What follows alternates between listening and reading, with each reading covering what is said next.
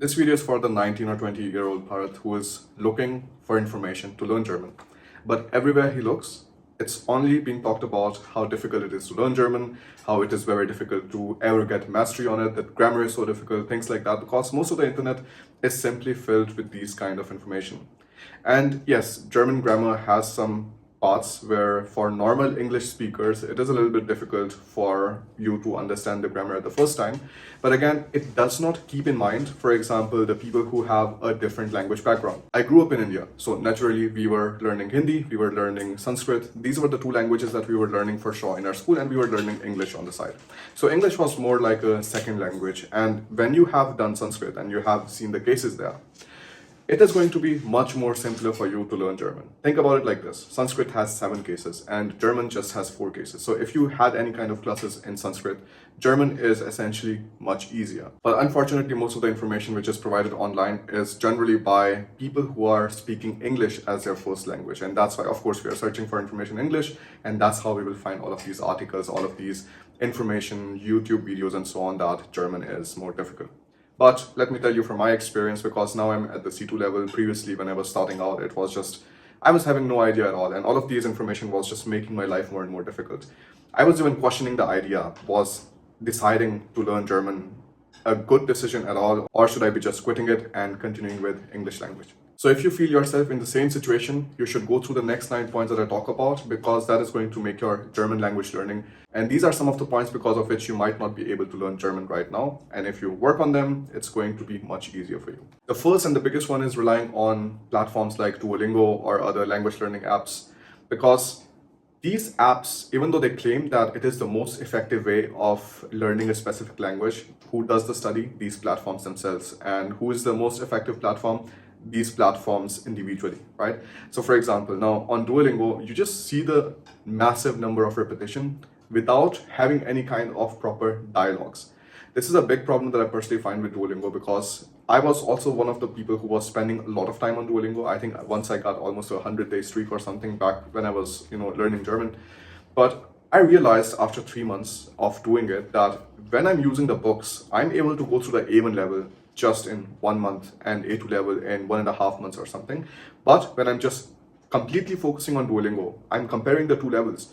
It's mind-blowing how much time you're wasting on Duolingo by repeating unnecessary sentences, by just doing all sorts of like stupid exercises, when all you have to do is pick up a notebook and you have to essentially go through the textbook and kind of start working with that, because that gives you a structure.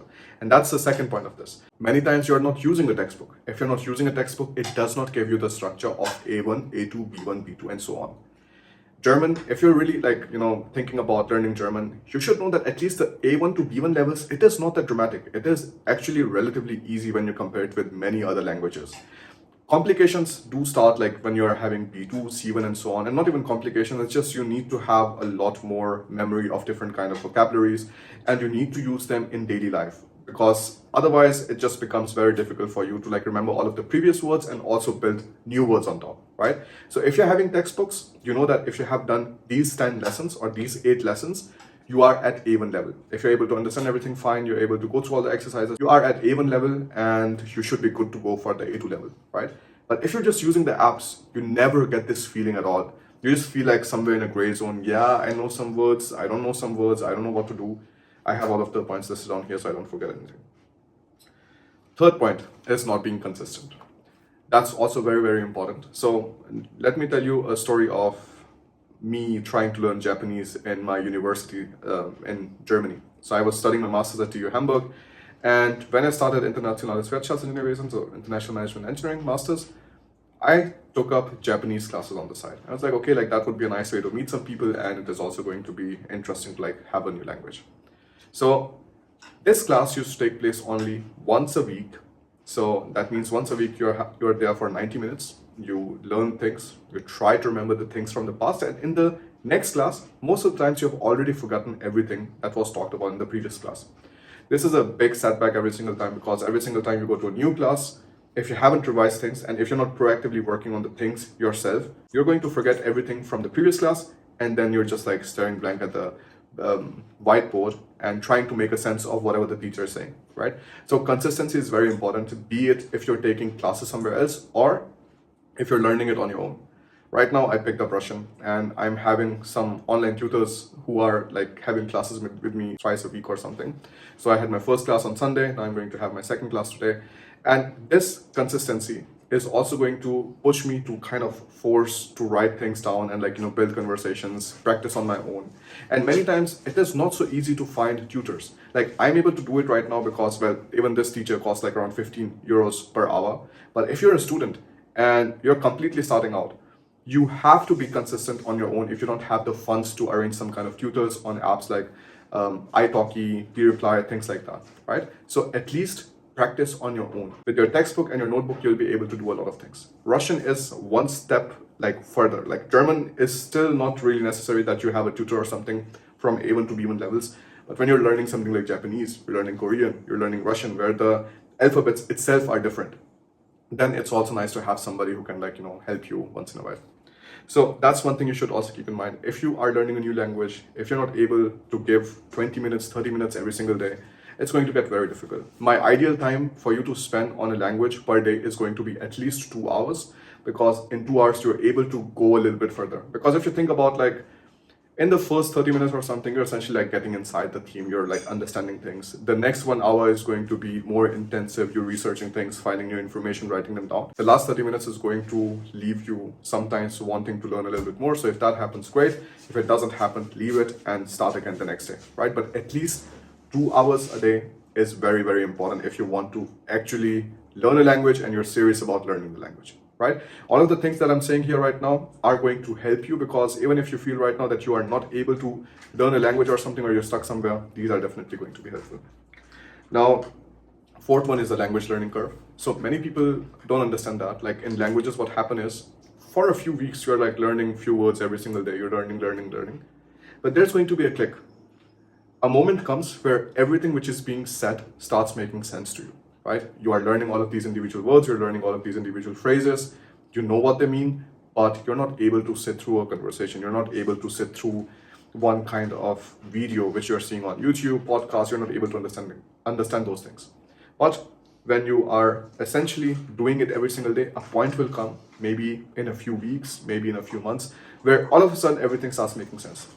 It's generally a few weeks, like around 3 weeks or something, you would be able to like make a sense of many things which are being said to you. So that's that. Number 5 is thinking in English, or more like you're translating English into German constantly, which is the wrong way of going about it, because entirely the sentence structures are different, the grammar is different. So if you're doing that, you are essentially going to have the problem that you'll try to relate it back to English all the time, and you will never really get to learning German itself in its form. This is also why most of the German textbooks that you will pick up, they are going to be in German. Because if they start going back and forth in English and German, you'll always be distracted with how the sentences are written in English. Then afterwards you will read a sentence in German and you'll be like, okay, in English it's like this, in German it's like this, so it should be something similar. There should be a relation or something. There mostly isn't, and when you try to make these kind of relations, it just becomes very, very difficult for you to learn a language. Okay, so don't do this, like don't try to like go back and forth between English and German. Yes, what you can do is take an English word, put it in deepl.com and see the German version. That's a completely different thing than trying to write an English sentence in German. So like you're literally translating every single thing and like keeping in the order, it becomes very difficult because that's not how the correct structure is. And you also mess up the grammar, okay? So don't do this. This is very, very important. And this is also the reason why most of the people who are having English as their first language, so English speakers, who never learned any other languages in their life, for them, these kind of things are very difficult. And like I said, if you've learned Sanskrit or any of the other languages which have cases inside already, like you would know that German is going to feel much lighter to you. Like it's still going to be difficult, but it's not going to be as dramatic as you learning a new language for the very first time. Number 6, immersion is missing. So sometimes maybe you're not really spending so much time with watching YouTube videos in German. You're not watching German, maybe baby cartoons, whatever, like, works for you. If you're watching those things, the way things are said are very, very simple. So you can like also watch these videos in the starting. I mean, for German, there's so much material, I'm telling you right now. Like I'm learning Russian and it's actually crazy how little material there is for Russian compared to German. Like German, you can find all sorts of stuff. Even better, when you're going for French or something, you'll find also so many things. related to it everywhere on the internet, on YouTube and so on. For German also, there's a lot of material available already. So things are actually much easier. So if you want to like get proper immersion in German, you'll be able to do that. There are also like some nice YouTube channels which talk about, they have storytelling sessions, things like that, where they're having German being spoken on the video, and then they have English translation sometimes or German translation. So you can also watch them. Deutsche Welle or something, they also have dedicated series about learning German, right? So there's this Nico's Weg, and then there's Harry Gefangen in der Zeit. There are 2 web series that you can also watch, also deal with the entire A1 to B1 level. Then afterwards comes number 7, which is getting stuck in the wrong places, right? So if you're not really able to pinpoint how the accusative case works perfectly fine, or how the dative works and so on, if you're not able to pinpoint and you're getting stuck there over and over again, you can try to make sense of whatever you can, whatever kind of sentences you're able to understand, keep them in mind, whatever examples you're able to relate with accusative and dative, and then afterwards you move ahead, because you will see that it will keep on making more and more sense. Now in A1 and A2 level, what is never told is that there are some verbs even which trigger a specific case. So if there's this verb, you're going to have accusative, or if there's some other verb, it's going to have dative always. This is something I've talked about in the B1 course, the Faster German B1 course, where now we even take a look at the verbs in conjunction with what kind of cases they trigger. And it's all available on leo.org, so the dictionary that we use for the course, right? So everything is like directly mentioned there. And this is the information that is not given to you at A1 and A2 level, because otherwise it gets too complicated, right? So you have to know that even if some things are not making sense to you right now, they are going to start making sense to you further, but you shouldn't get stuck in the same place. You shouldn't ask the wrong questions, because that is going to make your German learning process much, much more difficult. Now, number 8 is aiming for mastery. So you're like, yeah, I have to be 100% in like how I speak sentences. I have to be 100% perfect in how I choose the genders, right? Well, it's going to be very, very difficult for you if you're going with that mindset to go to a fluency level, because fluency essentially means that you're able to communicate your ideas, your expressions to somebody else without any kind of hesitation, or with some kind of, let's say, flow that the other person doesn't have to wait and listen for the every next word which is coming from your mouth, right? So that's fluency. You should be aiming for fluency and not for mastery. Because fluency means that you're able to connect with people, you're able to express yourself, you're able to give presentations and so on. And even in that process, you're like messing up a gender or 2, or you're not getting the cases right or something once in a while. That's not a problem at all. This is the reason why you would see that even if the Goethe exams, the model test papers which are available online, when you take a look at the solutions of it, many of the solutions, the one where they're giving full marks, even they have many mistakes, because they're trying to show that at this level, if you're making this level of mistakes, it is still fine. And this is also something that I talk about all of the courses, the Fast German A1 to B1 courses. Now, number 9 is waiting till you find a tutor or a pen pal, something like that, right? So what's the problem with this? Now, for Russian, I'm still able to find some pen pal on like websites like Tandem and stuff, because there are simply not so many people who want to learn Russian. When you take a look at for German, like, first of all, German population is what, 80 million or something? Russian population is almost 150 million in Russia itself. And then afterwards, you have all of the USSR countries. So you combine it, there's a lot of Russian-speaking people. And there are very less number of people who want to learn Russian. So, of course, it is beneficial for me because I'm able to find pen pals very, very quickly. But if you're trying to learn German, there are so many people who want to learn German. There are so less people who are German speakers, who will then have the time for you to help you for free and so on. That becomes difficult. This is the reason why in the Fast German courses, I've given you resources, how you can completely do these things on your own, how you can like check yourself and so on. And one of the greatest tools for that is deepl.com. You try to put an English sentence inside, you see how the German version is coming out, and then you cross-check that. Because the deepl.com is very, very good for German. I checked for Russian, it's really, really horrible. So you have all of these platforms who have their strengths and who have their weaknesses. How do you know the strengths and weaknesses? You know them by experience. So for example, I had to go many times back and forth with my Google translated sentences with a native German speaker for them to tell me that this is not how we speak it. The same way is happening right now in Russian. I'm taking something, speaking it with somebody, and they're like, that's not how you speak it. So this is the reason I would say that at least like, for other languages, maybe it is not so reliable, but for German, like you are able to do these things on your own. So you shouldn't wait till the very end when you are finding a tutor or you're finding a pen pal or something, because tutors are going to cost you money. Like even again, what the language I'm learning right now, it's cheaper. Like people are also living in countries where the things are not so expensive. In Germany, you find some decent tutors, they're going to start from 20 or 30 euros per hour, and it can go up to 40 euros per hour.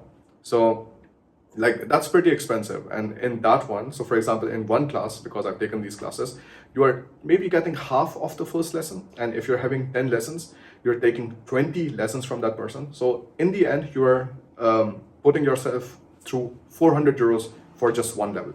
And when you're taking some online courses or something which have a proven record, like for example, the Faster German A1 course, it has so many students who have gone through the course in a short period of time and have really, really good results. You can take a look at all of the success stories in the description below. So if you see that course, like it's just what, 59 euros or something. And right now we still have the Black Friday sales going on, so you'll find the new price there. So with that course, you're still able to go through all of that. You're able to learn German completely on your own because we give you a structure. We tell you exactly how things work, what kind of things you need to focus on, what kind of things you shouldn't focus on at a specific level, right? If you want to learn a little bit more about the course, there's a completely free course, the Faster German Framework, which you can enroll in and you can watch the videos and see if that method makes sense to you, okay? I hope these 9 points help you because I know I was also stuck in this entire dilemma of wanting to learn German, but not really able to learn German because there's just so much unnecessary information out there. I hope this video helps you. If it helps, share it with somebody else, and I will see you in the next video.